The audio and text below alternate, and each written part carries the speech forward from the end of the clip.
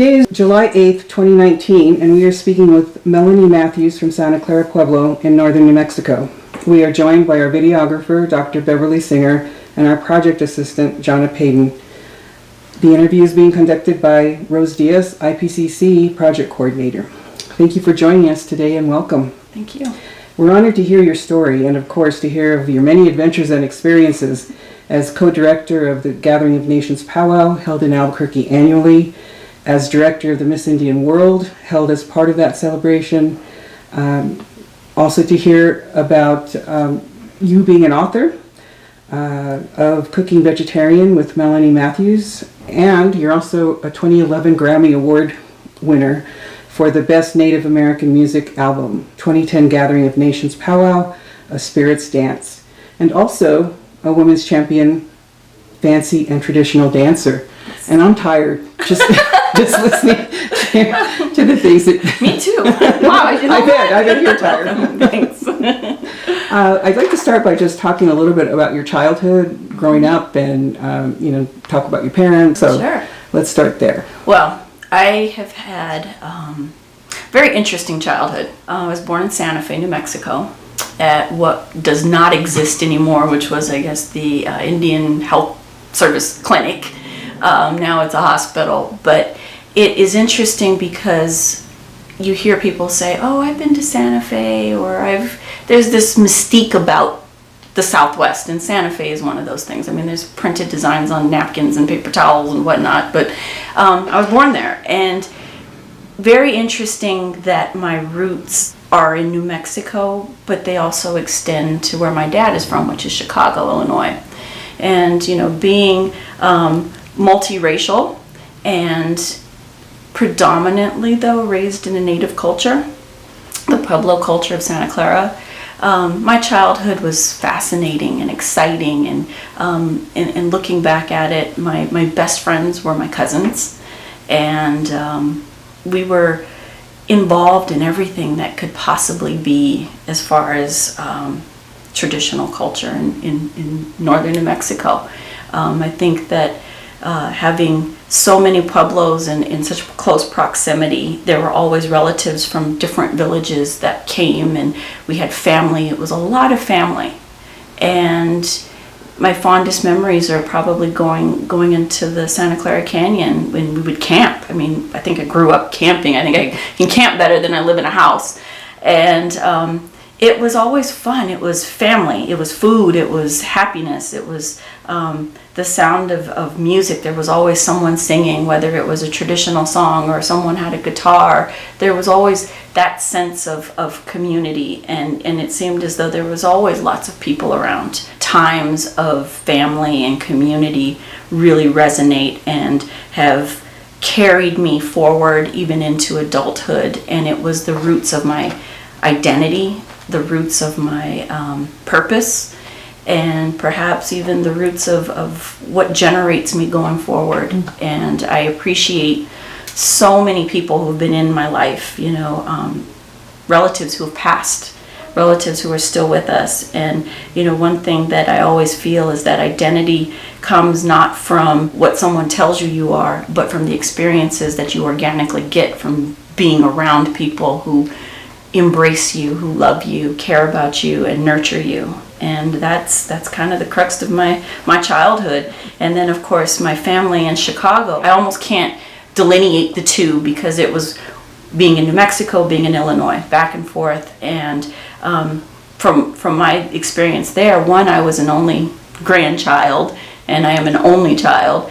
And so I had a lot of attention, but I also had a lot of opportunities that I don't think a lot of young people get because of that, because I had all of the attention and the focus, and people were preparing me for something greater. Didn't know it at the time as a child. I was just having fun. And so education was really pushed hard on that side of my family. And I think that there was a bit of competitiveness that came from that. My cousins were very competitive. The kids up and down the street were also competitive with each other. And that's something in New Mexico, as a Pueblo person, that competition is not the same in those senses in the academic world or in the professional world. Competition may be more in the sports arena, but not not in your everyday life of being a competitive person. And I think I gained that sense of competitiveness as a child from my experiences in Chicago as a young person. So, building on that, coming in contact with people from all different cultures, that laid the foundation for a very unique childhood. And to this day, I'm appreciative of the opportunities that were given to me that I extend and share in what I do. Are there particular women you have gotten great information from, served as mentors for you? Absolutely. I think starting with the immediate, my mom, there's a lot of information that is just naturally transferred from birth to your child, and I think I absorbed a lot of it. Growing up, my parents were very active in television and doing a lot of documentaries and a lot of things that I think through observation, I gained information more than most children my age knew because of what they did. And so, yes, that was something that stuck with me as far as the professionalism that my parents had, that my mom had. And then I think looking at my grandparents on both sides, my grandmothers, they were both strong women, very community-minded, very caring, very traditional in their roles as women, one being a very traditional Pueblo woman, one being a very traditional wife, as well as a professional worker out in the workforce. Their presentations to the public were always very gracious and humble. And I think that when I look at what the role model is, perhaps from those standpoints, that humbleness, the graciousness is how I wanted to live my life, because I'd seen so many people who were the opposite. And so for me, I have taken those bits of what they had and have built it into my tool chest to be a better person. As well as there's role models from that I've never met, people on TV, many people who have excelled in their fields of profession, or you hear them in an interview and you take little bits of what they've said, and those nuggets also become seeds that plant greater things that I go, I could probably do that. I think I could do that. I might be able to do that. And from that I learn, and you learn things that through failure, and you learn through success. And those have been sort of the role models when I look at great women, their failures and their successes, and interpret it into my own world. Do you have a favorite story when you reminisce about Santa Clara and your time there? Story. Wow. A story of my own? Or Yeah, okay. I think I was probably about 7, 8-ish, somewhere in that time frame, and it was just before our feast day. And I danced since I was about maybe 4 years old till I was about 11, I guess, 10, 11. And I've since come back to participating. But I was staying at my grandparents' house, and I remember it was like a super warm evening. And in Santa Clara, even when the moon shines, it's pitch black. I mean, it's darkness. You can see the stars for a million miles. And of course, my aunt, who's just a few years older than me, me and her were hanging out, and I'm typically with my cousins at this point in time, and they're all boys. I grew up with all boys, so I was a little bit of a tomboy.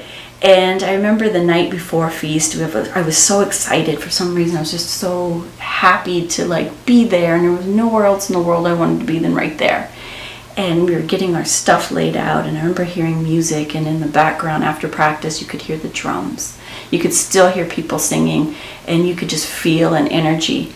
And that energy just sort of carried me through the night. It was very hard to sleep, and I always find even the night before feast, I have a hard time sleeping. I'm just anxious. That feeling from then carries to now. And I remember waking up, and my grandma had breakfast cooking. She wanted to make sure we ate. And I didn't want to eat, and she said, you got to eat, you got to eat. And at the time, I was probably all of about 3.5 feet tall. I was really small for my age, and she kept saying, you need to eat, you're gonna grow, you gotta grow, and you don't want to pass out. And so after I ate and she was getting me ready, I remember the love that she put into dressing me, and I'm getting emotional. She used to tighten my I had so many underpinnings under my dress, under my manta, because I was so small, and she would it was like tons of little rags, tied up my belt, tied up my leggings, like everything was just sort of underneath, just held up by lots of knots. And finally, when I was all dressed and ready to go, and my aunt took me, and that morning, we prayed and we did all these things. And as a kid, you're kind of going through the motions, but the excitement just sort of carried me. And I remember when I finally got to the kiva that morning, feeling this sort of sense of belonging and a sense of this is the way it always is. It's the way it always should be. There was nothing as a child. My worldly experience hadn't been opened up. So for me, that was probably one of the greatest things, to be a part of this and to see all of these people participating, and you look around and you are a part of something. And for me, that is one of the scent, the smell, the taste of that day really brings me back home. When I travel, I always say there's a certain smell that makes me homesick. And that is from that night into that morning, when you smell the wood burning from the fireplaces, and people are still trying to bake in their ovens, and you smell chili cooking, and there's just this sense of excitement. And to me, that is home. That is what brings me back, and what gives me that feeling of identity, that feeling of culture, the feeling of belonging, and holding a place in the universe, because to me that was my universe at that point in time in my life, and it was exciting. You've been involved in the Gathering of Nations powwow since you were quite small. Yes. You were there from the beginning. Yes. And one of the questions that we wanted to ask you was, we read about your father, mm-hmm. and your father being very interested in making this happen. What propelled him? I know that he had lots of interest, but why would this one thing about powwows? I don't think the powwow was really like the goal. I don't think that was the anticipated goal anyway. My dad, growing up in the inner city of Chicago, lots of steel, lots of concrete. He grew up in a neighborhood that was very diverse, people from around the world. But somewhere inside of him, there was always a longing and a calling of Native culture that called to him. And because of that, he sort of had to find his way out of the metropolis of Chicago. He ended up going to college in North Carolina, and that he realized was probably going nowhere, and decided to head west. Headed west and ended up at the College of Santa Fe, where he met my mom. And he said, and as he has told me, is that upon arriving, traditional Native elders, Pueblo elders, had come to him and said that he had no idea. He was just an alien in this foreign place, and these people came to him and kept including him as a part of things and setting him down and speaking to him. And sometimes it was in their traditional language, and sometimes it was in English, but it was like the sentiment of whatever it was, he absorbed it, he understood it, and it almost became a directive of something greater for him to do. And out of that, through working at the University of Albuquerque as the director of, I think it was student services, and also being the academic advisor for Native American students, they produced an event, a powwow. And the powwow went over very well, and by that time I had started dancing as well. And so, I was still a small child dancing at powwows, and it was one of those things. I had a talent, and I had this competitiveness, and you blend those things together, and boom, here I am, a shawl dancer. And it was almost overnight when I said, I think I can do this, and I want to do it. I was doing it. And so my dad, we drove to powwows. I participated, but the Gathering of Nations grew from that one small college event. And when the university said they did not want it anymore, it had already been word of mouth that it was going to happen again. And because it had happened to be such a success, he felt that it couldn't just be dropped. In the course of planning for the next year, a lot of traditional people from around the country came to him and said, you've got to keep this going. There's something about it. There's a spirit here, and you've got to nurture it. And my dad felt a responsibility to keep that going. And it didn't start off as this major thing that it is now. It started small. It started with the community. It started with the people, like I said, word of mouth. It started with those who felt the honestness, the earnestness, and the genuine intention to bring people together of what my dad had created. And from that came the Gathering of Nations. Like those people had told him, there was the spirit, there was an energy, there was something about it, and he was the caretaker of this. He was the one to nurture it. He was the one to feed it and to protect it. And 36 years later, that is exactly what he has done. And because of all of that, tens of thousands of people come every year. You know, in the course of 36 years, you figure there's probably been a few million people who've come to the event. And it continues to grow. It changes. It's just like a life, you know. It started in an infancy, went through its adolescence, and now it's in its prime of adulthood. And like I said, my dad is a, and myself, a caretaker, a nurturer, a protector of it. And from the growth of Gathering of Nations came the Miss Indian World Pageant. And that was something that was really an idea based upon us going to powwows, and there's tribal princesses from you name it to wherever.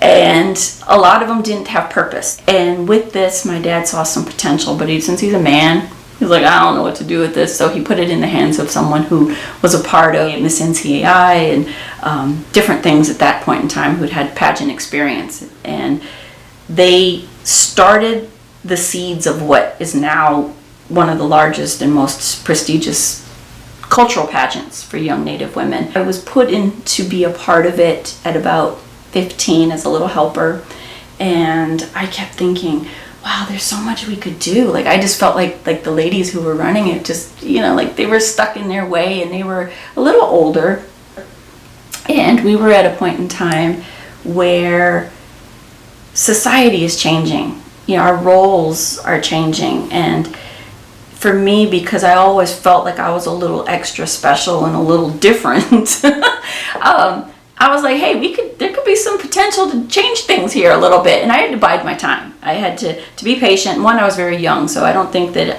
I had quite had the credibility behind me to put those changes in. But as soon as I was in my senior year in college, my dad came to me and he said, all right, you're taking over the leadership of the pageant. And I'm like, oh my gosh, really? Wow. I'm like, these contestants are older than me. The parents, you know, because at the time I was 20 years old. I was a year behind in age from all of my classmates growing up. So I was always the youngest in the bunch. And because of that, here I am, 20 years old. I grabbed one of my best friends and I said, hey, me and you are going to do this together. And we had no clue other than the observations that I had. I had never been in a real pageant. Had no idea other than I felt like there could be something that we could do. And from that, I felt like all of those experiences I had as a child, all of the influences of the women who were behind me came into me and gave me the energy, gave me the direction, gave me the focus to put into the pageant, so that these young women that came from Canada, that came from Rhode Island, we've had one from Guatemala, that they would have not just an opportunity to be in a leadership position, but they'd have a week of experience, a week of sharing, and the week of where I could share in my committee. And I've selected people on the committee that have had a lot of worldly experience. And it's a variety of backgrounds, a variety of tribes and ages, so that this isn't just a beauty contest. By no means is it. It is really about giving these young women an opportunity to step outside of their comfort zones in a safe space to share, and in an opportunity to add tools to their toolbox, or even give them a toolbox if they don't have one. And over all of the years of experience that I've had in this pageant, these young ladies have come back to me and said, thank you for the opportunity you've given me, because I couldn't speak in front of people. I quit school. I was about to commit suicide. I had this, all of these things, the ills of the society that have just sort of honed in on them and were bearing on them and not letting them grow. They came back and they said through that experience, it changed their life. And that's what keeps motivating me. And in order for me to kind of replenish my own stores to give, I still have to get out there and experience whatever is new in the world, or in fact just go out into the world. Because for a lot of these young people, they don't leave their homeland, they don't leave their communities, their reservations, and they are perpetually plagued by the negative things that are around them. And so for them to step out of that and to see that there's a positive way of life, that there's something to look forward to, somewhere to go, it really resonates, and they take that energy home. They bottle up my little 6-7-year-old energy that I had, and they take a little piece of it and plant seeds in their community. And over all of these years, it's really fantastic to see these young women grow. It's almost like watching children, watching children grow at a very rapid rate, and I'm just really honored and humbled by being a part of it. My title says I'm a director, but I'm just as much a participant as they are. What year did you take that over? I took over the Miss Indian World Pageant in 1993. My first crowning was 1994. And had that always been part of the gathering? No, so it came into being part of the Gathering of Nations in 1984 was its first crowning. 85, sorry. Gathering of Nations by its title began in 1984. And the first powwow at the University of Albuquerque was 1983. How do you go about selecting? Is it an application process? Once again, with the experience of what I would like for the young women to have, they've got to be old enough to, one, be somewhat self-sufficient. So we selected the age range to be 18 to 20. At the time it was 18 to 24, and since then we've lifted the age to 25. But yes, it's an application process. Pretty simple. We require them to write an essay, short one, just to tell us, who are you? What are you about? What do you want to do in life? Whatever they want to tell us. And then recommendation letters from anybody but family, because in a lot of these communities, these young women, high school may be it for them, and that's fine, because education does not necessarily all have to come from a brick and mortar situation, from a school. Life itself is a fantastic university. So we accept recommendation letters from their tribal leadership, from people who they work with, their boss, their coworker, because it gives a good description of who are these young women and where are they coming from, what are their pluses, what are their minuses. And when they come here, my committee and I sort through these things to create a program that is really specific to the batch of young women that come each year, so that their experience is not a cookie cutter for the group that was the year before or 10 years before, so that it really is something special for them to take home and do what they want with it. This year the theme was on missing and murdered Indigenous women. Do you generally have a theme? Not every year. We don't always have a theme. Maybe the last 3 or 4 years. I have some committee members from Canada, and they had really been talking a lot about the missing, murdered Indigenous women up in their areas. One is from Manitoba area, the other one's from Ontario. And then I have a committee member that's the furthest point up in Michigan, which is basically up almost into Manitoba as well. And they had just been talking about the families of the victims of these young women who've been murdered or missing to this day, still missing. The fact that we are the largest Native cultural pageant and Gathering of Nations, is the largest Native American event in North America. We felt it was time that we could bring some awareness to this epidemic situation. A few years ago here in Albuquerque, they found bodies and bones, pieces of women's bodies on the West Mesa. And what they found was quite a few of them were Native women.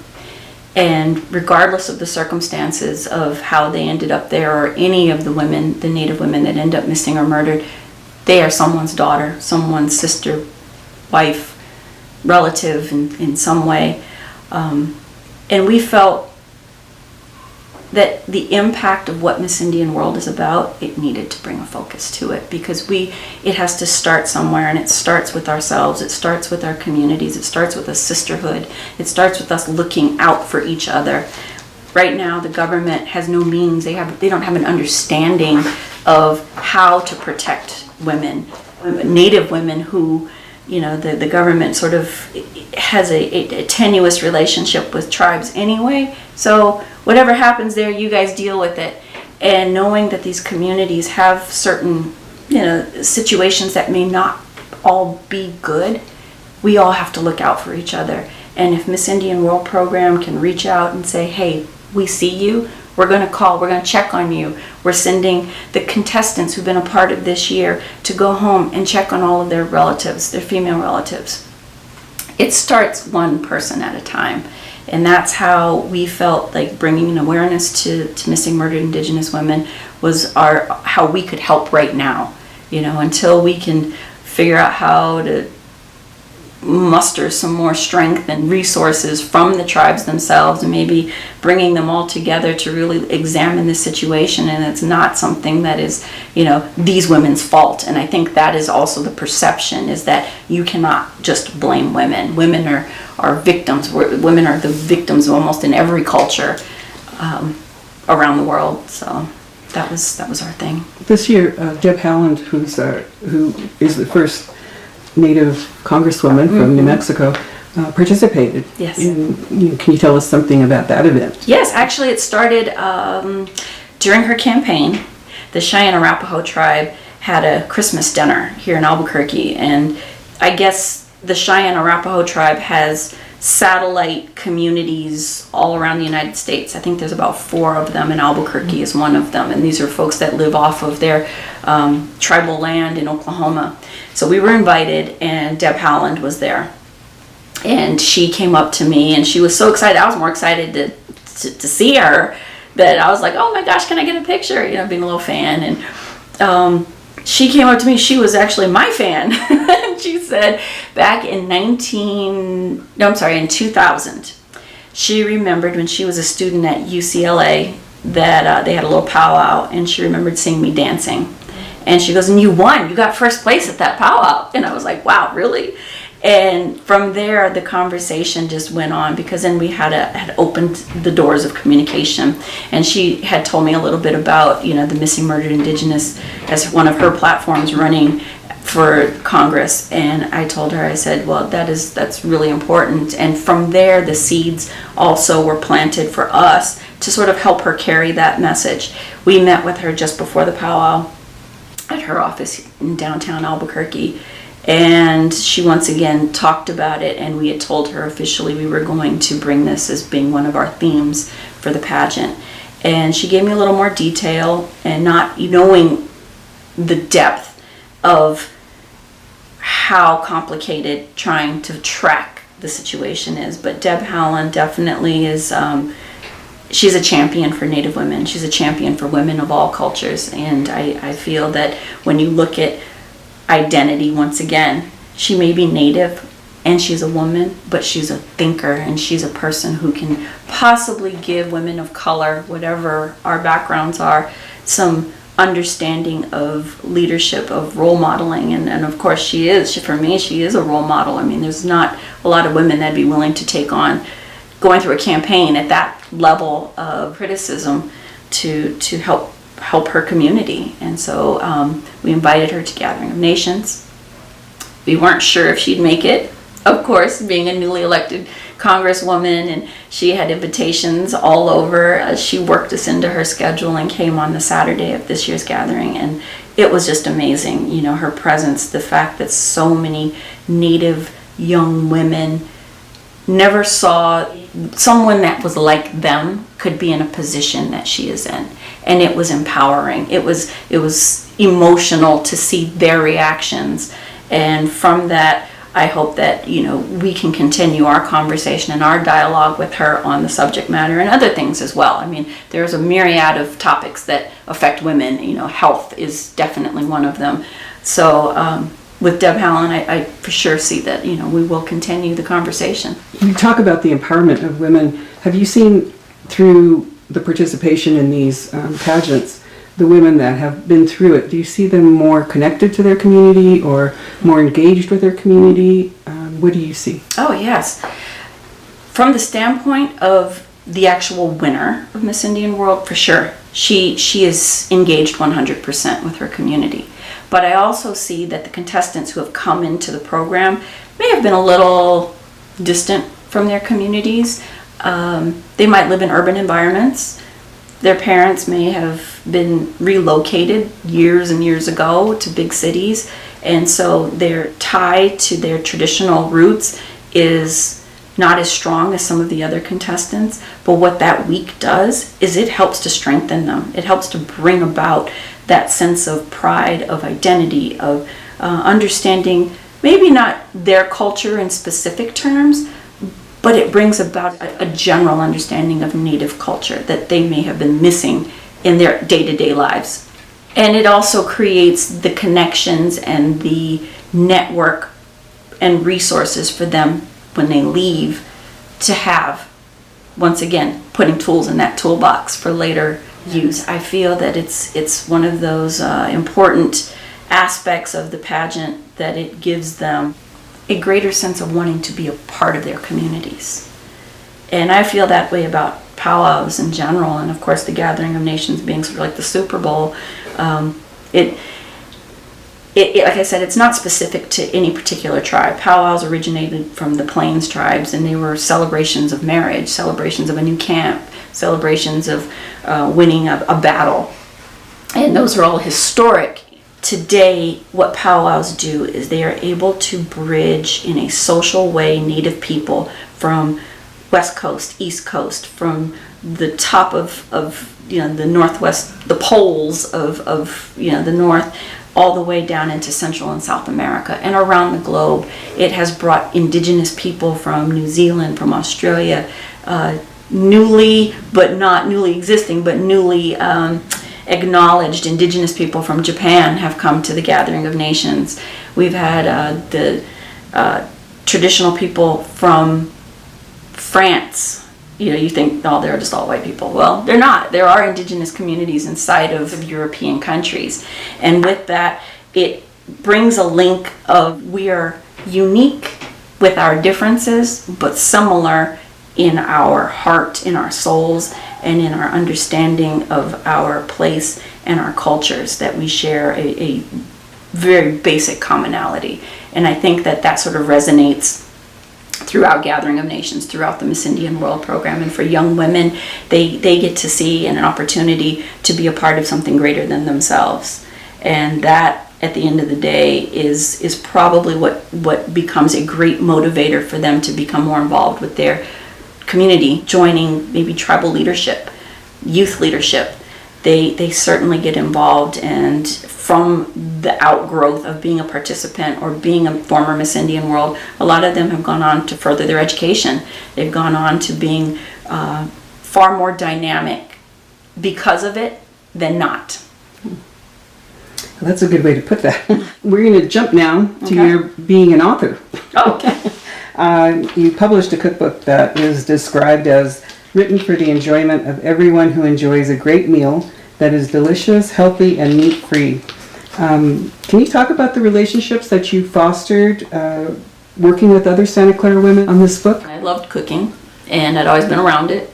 And once again, it is the two cultures, the culture of Santa Clara and the culture of my grandparents in Chicago. So you've got a very traditional New Mexico native background of food, and then you have like good old-fashioned soul cooking in Chicago. And I kind of blended it because I sort of like it all.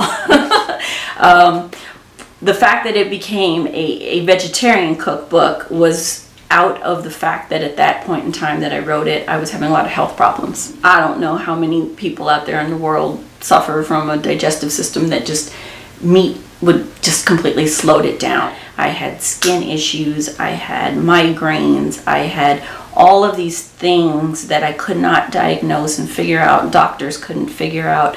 And a family friend of ours out in California said, hey, have you ever considered just not eating meat or meat products? And I said, no, I grew up eating meat. As a child in Santa Clara, there was always elk and deer, and it was always around. You eat, and then of course, living as an adult, you eat hamburgers and whatever else. It was always meat, and you couldn't quite fathom to not have it on your plate. And I was in such a bad way. I had just graduated from the University of New Mexico with my bachelor's degree, and instantly and immediately was thrown into law school at UNM. That was a certain amount of stress I was not prepared for. And at barely 21 years old, my body was saying, you're not healthy. And food was sort of, now I'm looking at it like medicine. I was a vegetarian for 12 years. And I decided to share that knowledge because maybe there were other people that were having these issues.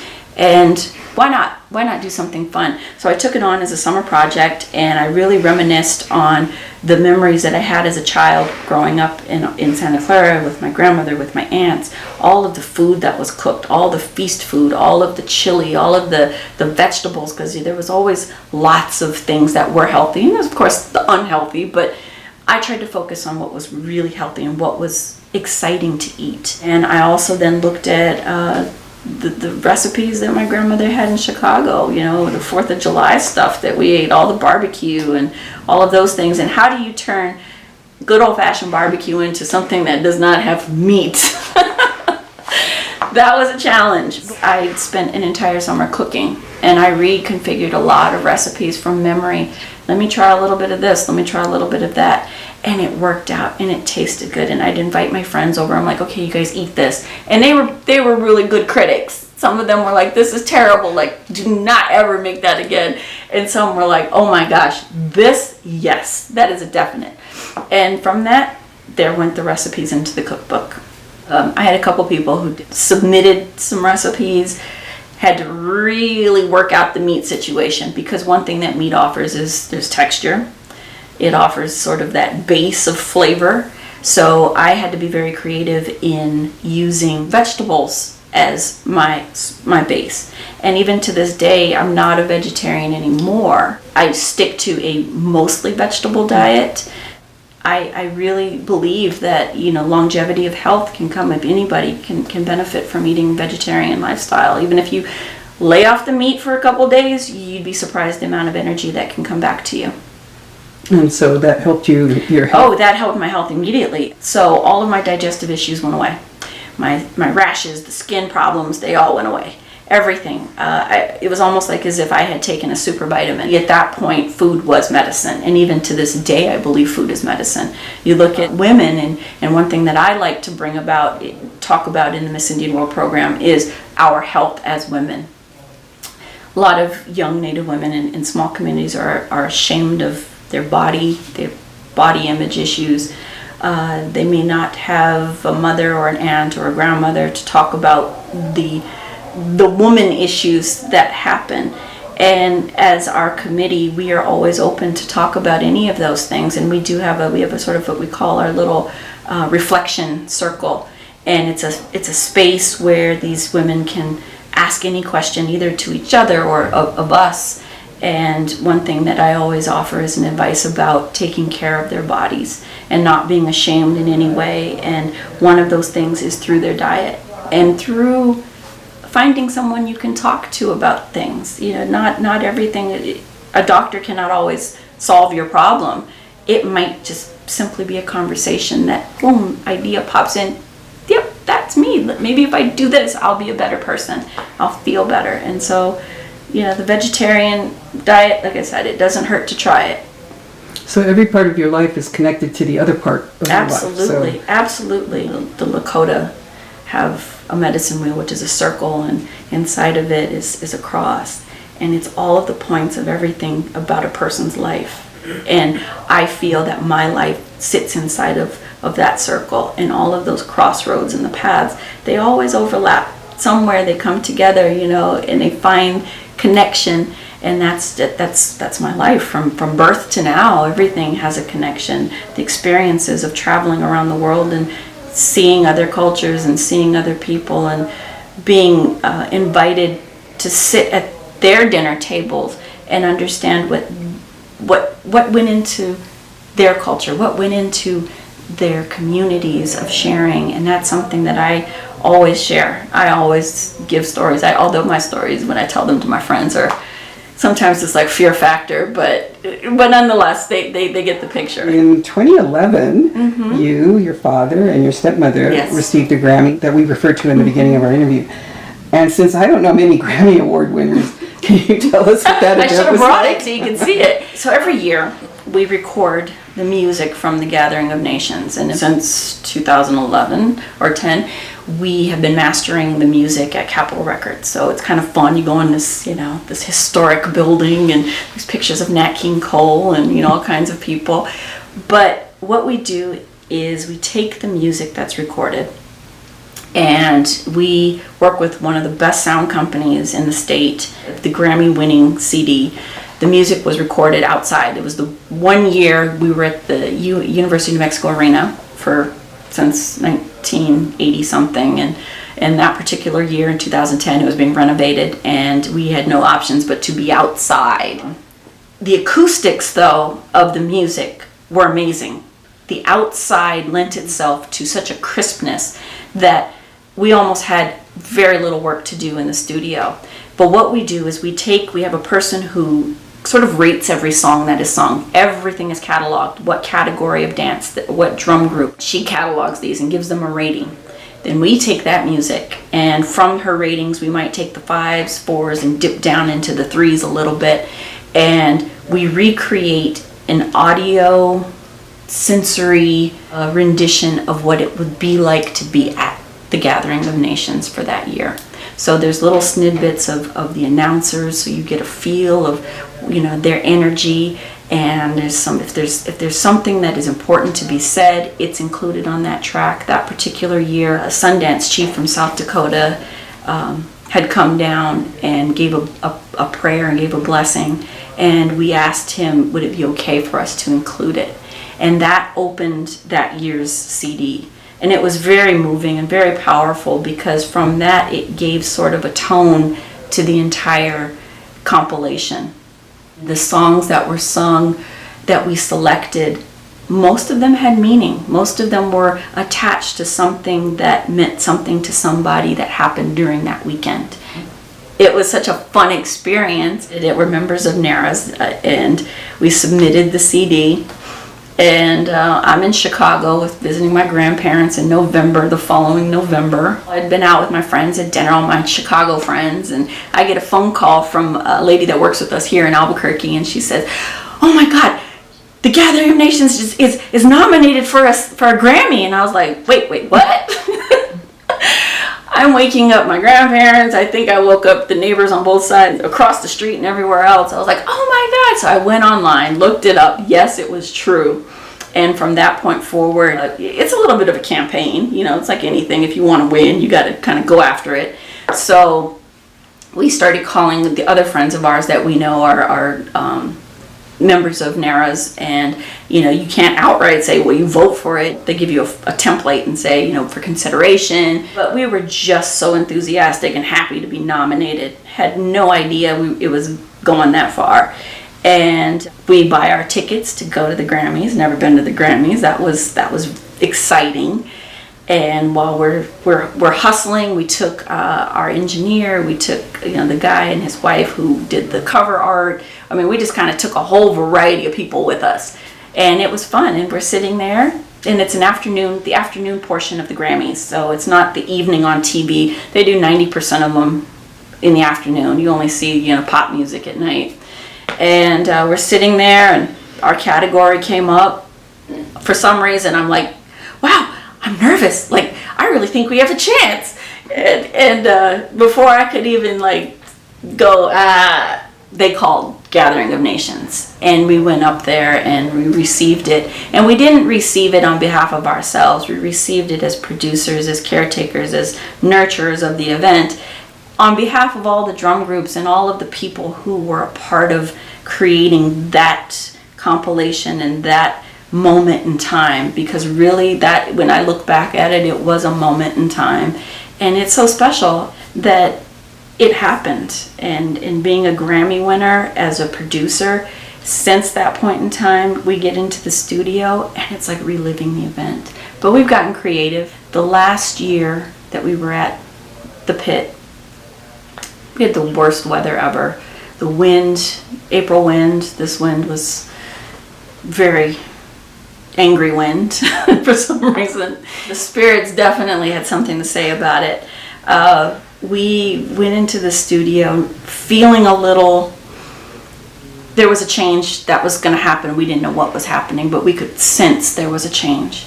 We were almost done. We had been in the studio for about 4 days, and it was about 3 in the morning, and I asked our engineer, I'm like, do you have any wind sound? And he's like, wind? I'm like, yeah. And this is what I want it to sound like. And I was giving him sort of some sounds of what I wanted it to sound like. He did this overlapping of sound to make it that whirling, angry, sort of snippety little wind. And we included it at the very end of that CD. And you hear one of our announcers who's talking about the eagle staff that is carried in our grand entry, which is symbolic of tribes and the medicine that the event carries. In lieu of a flag, it's a staff. And he's talking about the importance of that staff. And as he's sort of fading out, this wind is collecting. And it was just symbolic of that year, because that was it. UNM was done. And so we named that CD Winds of Change. And good idea. Yeah. Yeah. The Native American Music Award is now going into the International or World Music Award. The Gathering of Nations was the last to win in the Native American music category. From that point on, they'd shuffled it into what was called Americana, and its regional roots is its subcategory, and they mixed it in with Hawaiian music, Calypso, Zydeco, and Native music. Not any of them correlate to each other. So it really put Native music once again kind of on the shelf. It sort of devalued its position in being a true music. We've expressed our displeasure with it. I think a lot of people have. What the NARAS has said in regards to that is that they were not getting enough participation in the category. And I get it. You know, if you don't have enough people submitting, you don't have competition. You don't have a wide variety of genre to legitimize an award. So what I say to that is, hey, we got tons of musicians.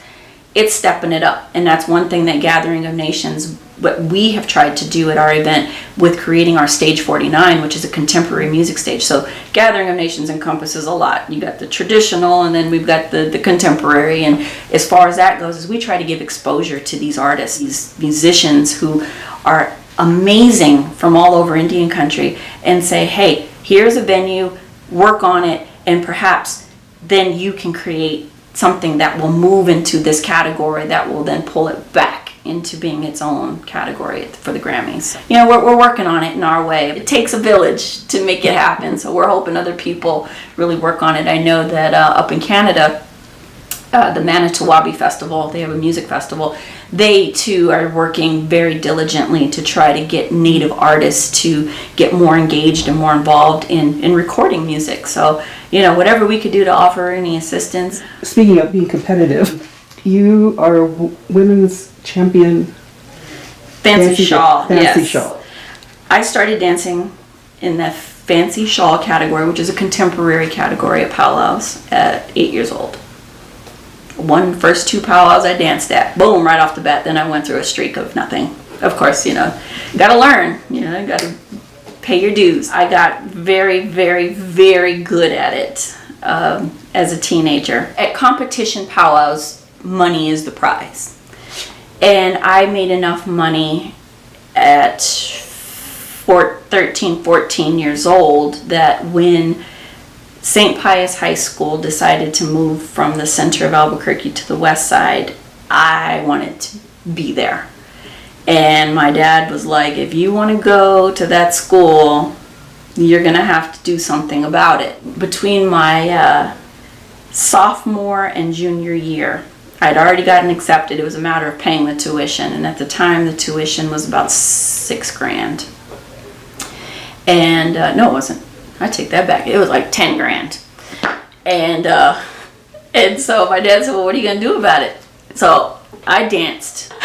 And I earned enough in the course of about 15 weeks that I paid nearly 3/4 of my tuition by myself to go to a private school.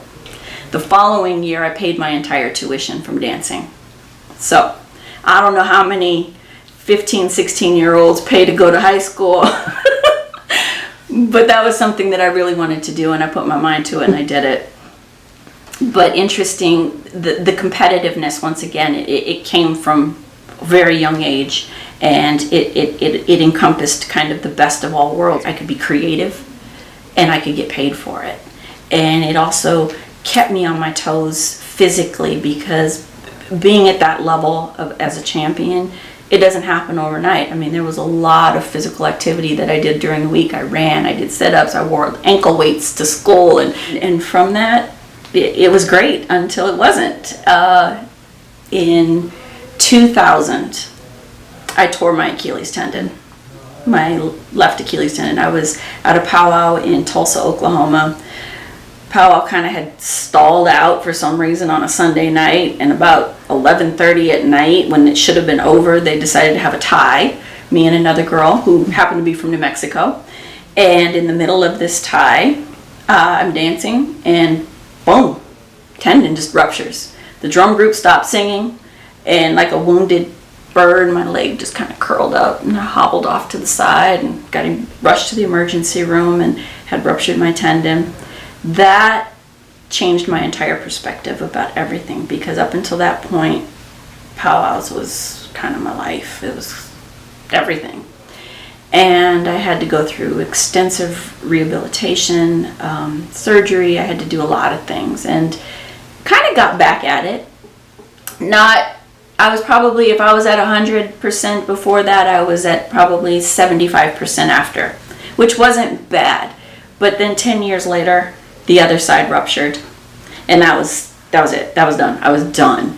And so I had to really contemplate what I wanted to do. Did I still even want to dance at powwows? This was part of my identity of being a shawl dancer, and I had to think about it, and I sort of decided, well, I guess I could dance traditional. It has its challenges, but for me, it's not as creative as being a shawl dancer, because I was also a tap dancer. And that also subsided at this time too. When I was a student at UNM, I took tap as a class because I just liked it, and it was an easy A. But my instructor always had me in some of her smaller shows, and so from that I enjoyed dancing, period. And I still enjoy dancing. It's just physical limitations happen. But I also can say that through diet, it helped heal me in a lot of ways, because at that point I had to basically regrow tendon. I had to do a lot of things to be a stronger person, and also mentally strong, and it changed my perspective on things. But things happen for a reason, for whatever the reason may be. The universe has other things in mind. How do you define your role as a Pueblo woman? That is interesting. My role as a Pueblo woman is probably one of the more contemporary versions. I look back at my grandmother, I look back at my great aunts, and they were very traditional in their roles as Pueblo women. They did a lot for their husbands. They did a lot for the community. They would feed everyone. The door was always open, and they always had time, no matter what, for their family, for other people in the community, in the Pueblo, in the village. Whatever it was needed, they did it. They sewed, they spoke the language fluently, and that's something that I think my generation, and just to digress a bit, really missed that. was learning the language to any degree of fluency. And I think that their role as Pueblo women, they entrenched themselves back into the culture because so much of it had been stripped away from them. But the remnant of that stripping was also in telling their grandchildren, you could do better. You can be a better person for only speaking English. You can go further. You won't be discriminated against. So I see their role as traditional Pueblo women very different from my role as a Pueblo woman with another culture also blended into it, even though predominantly I grew up as a Pueblo person. I don't speak the language fluently. I know words. If I hear it long enough, I get it. But it is something that is still a work in progress, and I will always be trying to learn it from now until I'm gone. My role as a Pueblo woman is holding on to the value of family, of what constitutes tradition, what constitutes culture. Because when I look at women, not of my age, but even beyond, maybe 100 years ago, 200 years ago, they worked with what the resources were at that time. Men always have been the hunter and the gatherer, the protector, but the women were the strength of the home. They were the home. And I feel that as a Pueblo woman, I feel at any point in time that I am not going to be busy with Gathering of Nations or Miss Indian World. It's in me to become that home, to become the nurturer of the community if necessary. And I think that I do it on a really grand scale with Gathering of Nations. But I could also see that as I get older, it narrows, it changes, it creates this, I'm protecting this energy to hopefully be able to pass to someone else. As a Pueblo woman, a contemporary Pueblo woman, I like to present our culture not so much as an old relic, as a piece in the museum, something to dust off. I don't have the talent that a lot of my relatives have of creating art, of pottery, or anything like that. In my heart, I'm still a dancer, but I bring together people. I bring together spirits of energy. I bring together what helps to allow culture to continue but grow. And what was considered traditional 25 years ago is a little different today. What was considered traditional 100 years ago is a lot different than it is today. But you hold on to the roots of what it is as a Pueblo woman, of culture, of tradition, of not religion, but of spirituality, and continue to let it grow, to thrive, to nurture, and eventually give. And you're very centered in that energy, that spirit of energy. What advice would you give to young people today? Young people today, sort of as I started, identity is not typically what people think it is. It's not creating a character. It's not absorbing someone else's personality. It's allowing yourself to just be. The advice I give is to be real. And I tell this to my judges who are judging the Miss Indian World program. We're looking for someone who is authentic, someone who has a sense of, they may not be worldly, but they have a sense of themselves. They have a sense of respect.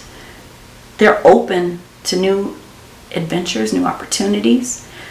They're also open to the understanding that what's traditional today may not be traditional tomorrow, but there's still a core of what will remain as it goes forward. So my advice is continue to be yourself, regardless of the external stuff around us. I mean, we're bombarded on a daily basis, and it's really holding on to that thing inside of you that says, you know what, I matter, I'm somebody in this universe, because we are all somebody, and it's about the diversity, the uniqueness of our diversity that makes us so special. And I have not met one person who isn't special. And so I say, be you. Be you in the best possible way. And our final question, Yes. did we forget to ask you anything, or is there anything that you'd like to share with us that... Yeah, of course. There's a little piece in there that involves this one. She pointed to her mother, by the way. For several years, most of my latter teens and most of my 20s, I was somewhat disconnected from the Pueblo. And it wasn't disconnected in my heart or in my soul. It was just a physical disconnection. In that point in time, I was in college, I was at powwows, I was really doing a lot of things, and my parents were divorced. And I always wanted to be able to come back into the traditional life, but on my terms. And being a woman, a woman being in the Pueblo, men ruled the roost. So it wasn't as though I could come back and just do it my way, because boy, I'd probably be shown the gate. There you go. I had to grow a certain amount of respect and for it, and understand that sometimes things move at a very slow pace. And by the time that I was ready to jump back into it, into my heart and be a part of things, and to entrench myself back into the mindset of being in the village, to being in that kiva, to absorb all that it was, the positive, the negative, the good, the bad, the middle. It took some time to get there. But it was also at a point in time where my stepmom was having some health issues. And when she was much younger, before she met my dad, she'd had a blood transfusion that had given her hepatitis C. And it had laid very dormant in her system for nearly 30 years. I guess it's sort of like a time bomb. When it goes off, and she needed a liver transplant. She had gone through several therapies, and it turned out they found a cancer in her liver, which then really just was like, oh my goodness. She's a part of the triad that makes Gathering of Nations happen. She's a part of my life, there's just so many things. And she needed a liver. What do you say? What do you do? We basically put it out there to the world. Hey, Lita needs a liver. And we had 7 people come forward. And one of those was a perfect match. Of the other 6, there was something. They're very particular about how and who. I get a phone call, and my mom calls me and says, God has a plan. I want to see if I can be the donor. Okay. All right. Well, I'll get you hooked up to the right people at the Mayo Clinic, and we'll see how it goes. Turned out, same blood type, almost same body size. Everything was a perfect match. We get to the day of the surgery, and we're all in Phoenix, and we're walking from the hotel, which is less than a quarter mile to the Mayo Clinic, and it's at sunrise. And we brought a traditional spiritual person who's now a Sundance chief up in South Dakota to be a part of that with us. And he prayed with us that morning. He prayed before they both went into their respective surgeries. And when the doctor came out, he said it was a miracle upon miracles. Ordinarily, when they do transplants, they have to manually stimulate the organ to get it to function. And he said the moment that they had hooked all of the valves up and got the blood vessels, everything, it instantly took without any help on its own. And he said it was a miracle. He'd never seen it. And he'd been in the practice for 15 years. When my mom, who came back into my life at that point in time, she came back into all of our lives. And it was more than just saving my stepmom's life. It was really healing to all of us. It was, we were the talk of the Mayo Clinic. Here's my dad and his wife, and then his ex-wife, who just donated to the current wife, and the daughter. It was, wow. But it was so healing that it put back into perspective all of those little teachings that were around as a child, as a young adult. All of those things, the humbleness, the openness to the possibility that something could be not what you expected at all. And that was not on the perspective, that wasn't on the scope. Had no idea. And from that point forward, we all healed. Lita healed, and Lita's doing amazing. They said her liver levels would always be elevated, her enzymes and whatnot. She's basically right where all of us are. If we're healthy, she's right there with us. And it is amazing, and it is a miracle. But it is also the spirit that one gave to another to share. The rebirthing, I feel it. That was a rebirthing for not just for both of them, but for all of us. And even residual to our extended family, because there are complications that can happen, and the naysayers like, you shouldn't, maybe, da-da-da-da. And we were willing to take the risk. We all did, and we jumped in with both feet and everything, and here we are today. So. And we're happy that you're here with us. That's a great way to end the interview, and I really appreciate your time and coming and sharing with us all of your adventures and your stories. There's so many more. Oh my God. I know, and we could do this for 4 hours, 5 hours each person. Yeah. So we really appreciate it, and thank you for taking the time to be with us. Thank you.